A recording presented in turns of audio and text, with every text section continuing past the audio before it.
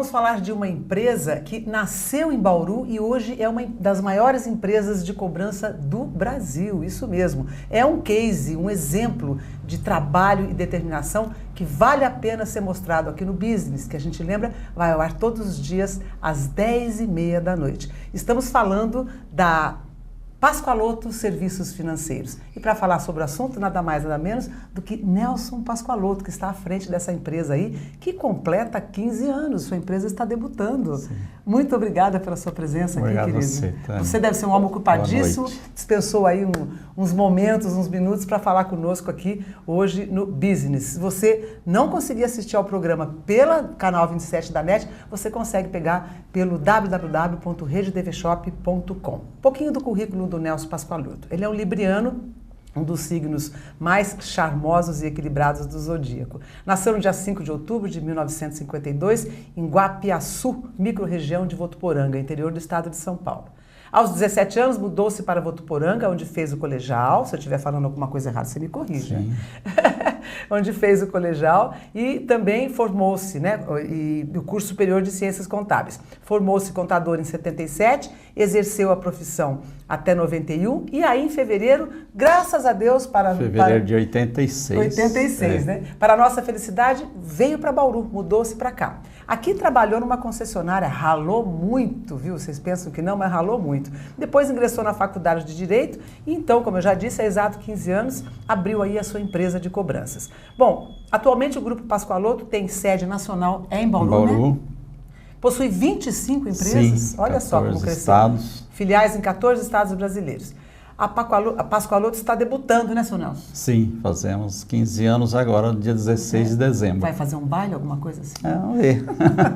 Eu queria que você contasse como é que você resolveu montar uma empresa de cobrança, que é uma área áspera, uma área chata, né? Você sair cobrando as pessoas não é exatamente hoje uma nem coisa assim tanto. agradável. Na época, bem mais que hoje, né? Mas hoje é tranquilo, a tecnologia ajuda muito, mas na época era bater de porta em porta, era ligar mesmo para a pessoa falar pessoalmente, normalmente entrar com ação de busca e apreensão de veículos, era bem, né, mais áspero do que é hoje. Hoje praticamente é uma negociação, a gente faz acordo com as pessoas e isso leva ao crescimento da empresa, à rentabilidade da empresa, muito através desses acordos. Lógico, se ainda prende muitos veículos, mas a inadimplência no Brasil, apesar de tão falada, ela não é tão elevada assim. Mas na época não tinham muitas empresas nessa área? Não tinham, e eram empresas pequenas, eram escritórios de advocacia. Então, os advogados saíam cobrando e muitas vezes partiam para o próprio judiciário para receber o crédito. Hoje não, as empresas se especializaram no call center, o contact center, que seja, buscando a solução via telefônica, via outras mídias sociais. Antigamente hoje é mais acordo do que era antigamente. Acordo, hoje se fala pela rede social, se fala pelo Facebook, por telefone, por mensagem, por várias mídias. Hoje a gente conversa e muito por telefone, né? Que tipo de funcionário o senhor tinha antigamente e que hoje não tem mais? Tinha segurança naquela época? Antigamente um funcionário mais sênior que precisava muitas vezes bater de frente com o cliente, que era o devedor, porque já era um caso mais difícil de receber, então ele ia na casa desse cliente. Era porta em porta mesmo? Era porta em porta. Isso há 15 anos atrás. Hoje, por telefone, pessoa universitário, pessoas jovens, a nossa média de idade lá é de 23 anos, então a pessoa bem educada, bem informada, vai conversar com a pessoa, com o cliente. Nós atendemos aí hoje em torno de 8 milhões de clientes mês no Brasil.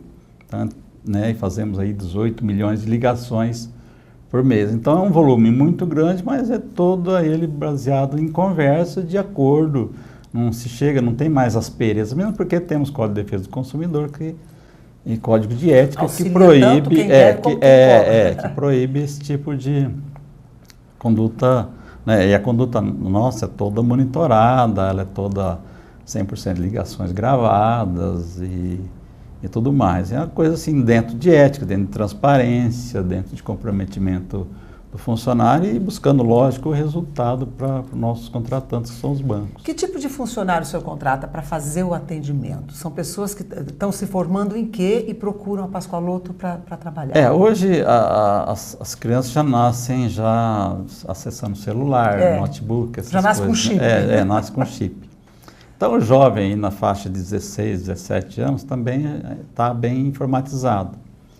Então é esse jovem aí de 16, 17, eu falei, a média de idade é 23. Isso. Que, lógico, tem pessoas com mais idade, mas necessariamente precisa, além de ouvir bem, né, vai estar trabalhando com headphone, então fone de ouvido, ter acesso à informação através de sistemas. Falar bem o português. Falar bem também, porque lá ele vai estar contatando clientes de várias escolaridades, níveis culturais, então ele eventualmente fala com alguém com formação superior, como pode estar falando com a dona de casa, com a pessoa mais simples. Mais simples. Então ele tem que ter esse vocabulário e saber, inclusive as diferenças da língua no próprio país, né? O nordestino fala de um jeito, o sulista fala de outro. Ele passa por um psicotécnico para ver se ele vai perder a paciência? Ele passa por um curso, é um curso que dura entre 30 a 60 dias. Ah, que bacana. Dependendo a formação que ele tem, as aptidões que ele tem, pode durar de 30 a 60 dias.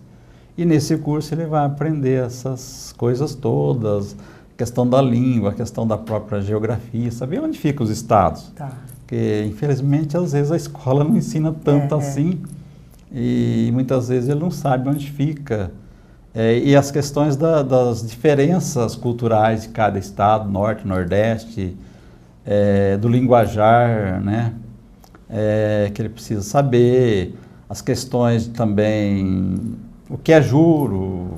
Hoje eu fiquei sabendo a informação que pelo Google, 12 milhões de pessoas até agora acessaram o Google para saber o que é juros. Olha, se 12 milhões de pessoas acessam o Google para saber o que é juros, imagine esse pessoal que está vindo trabalhar, muita gente não sabe, já ouviu falar, mas não sabe o conceito, não sabe como que se calcula e por aí vai. Mas aí esse curso, inclusive, ele ensina as pessoas a fazer? Já formou mais de 20 mil pessoas. Ela negocia pelo telefone? Ensina a negociar, ensina a negociar, tantos, a gente vai parcelar. Ensina a usar o sistema, ensina essas questões culturais de cada estado, ensina sobre financiamentos, porque são várias modalidades de financiamento.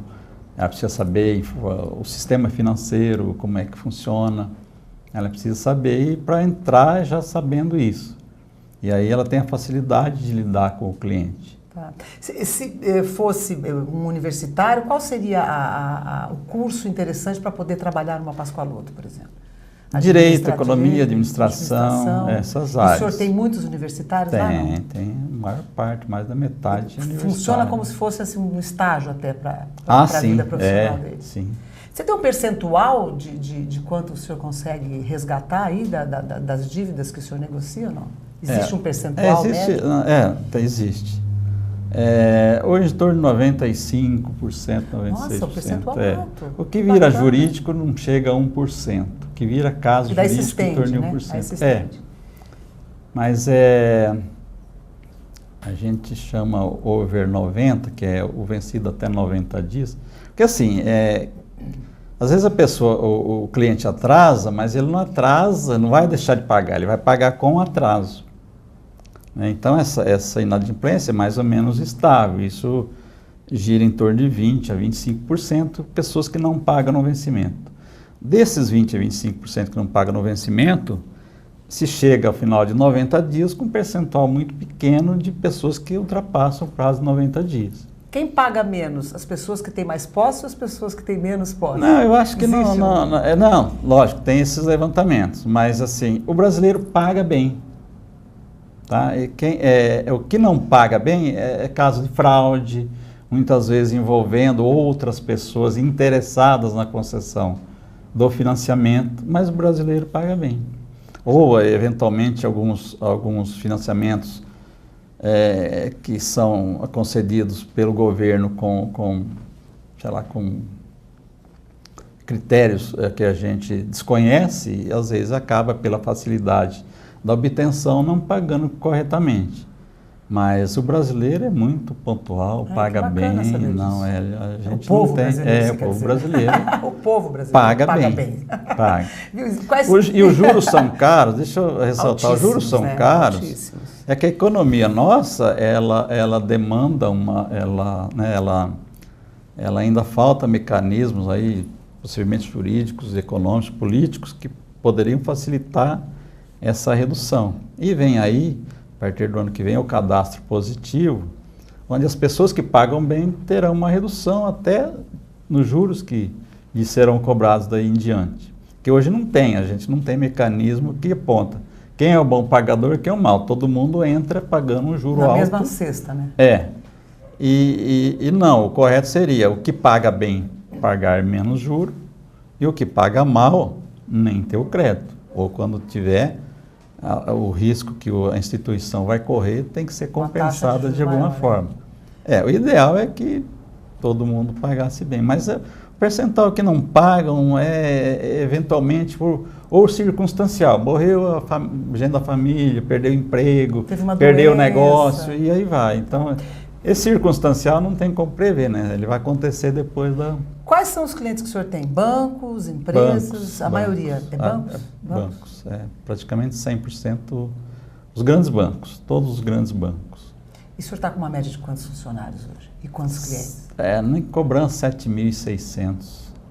7.600. E outros negócios mais uns 800. No Brasil inteiro. Tem franquia? Tem algum franchise? Não, ou é tudo do senhor mesmo? Não, empresa não. O senhor não acha interessante o franchise? Não, é um negócio que até agora ninguém Ninguém teve peito para... Não é isso, não. É que o serviço prestado para banco, ele sofre a fiscalização de organismos internacionais, bem como o Banco Central. Então, a gente acaba sendo uma extensão do próprio banco para quem a gente cobra, porque a gente tem que se adequar às regras de compliance, regras... Código de ética, né? E a Lei 8666, porque vocês participam de licitação para ser cliente dos bancos. Então, assim, a partir do momento que você se adequa a essas regras, quanto à credibilidade, quanto à confiança, a franquia, o quarteirizado, ele perde essa credibilidade. Não que não seria mas o banco não quer eu passando meu serviço para um outro fazer.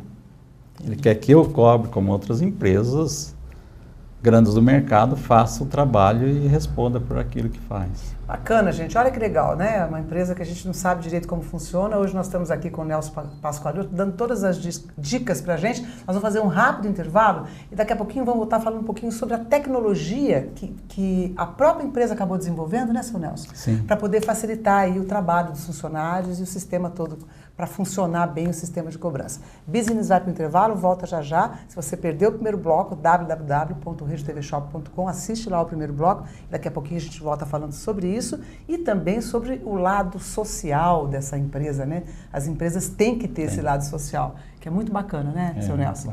Um minutinho só, a gente já volta.